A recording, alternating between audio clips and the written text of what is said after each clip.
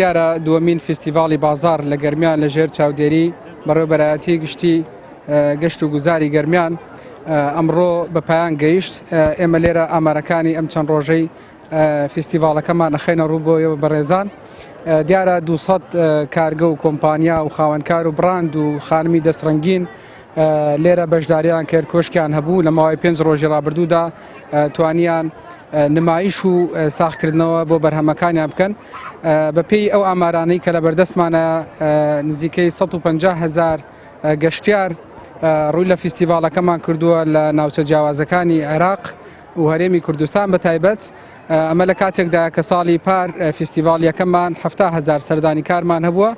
ئەمەش لە پلانی خۆمان نەخشە ڕێگای پلانی کارمان داهاتبوو کە ژمارەی گەشتیار زیادکەین بۆ فستیڤاڵەکەمان و جموجۆڵێکی ئابووری بخەینە ناوچەکەمان.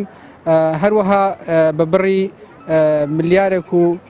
ملیار و نیوێک بە نزیکەی کاڵا و شمەک ئاڵوگۆڕی پێکراوە بە بەهای ملیار و نیوێک ئاڵوگۆڕی پێکراوە لە ماوەی 5 ڕۆژی ڕابردووی فستیڤاڵەکەماندا و 20 چالاکی جۆراوجۆر لە سیمینار و پانێڵ و چالاکی هونەری لە فستیڤاڵەکەمان بەڕێوە چوو و هەروەها 135 خانم لێرە هەلیکاریان بۆ ڕەخسا بوو لەم فستیڤاڵە بەرهەمی دەستی خۆیان فرۆشت و ساخت کردەوە و ناساندیان لە 5 ڕۆژی فستیڤاڵەکەدا.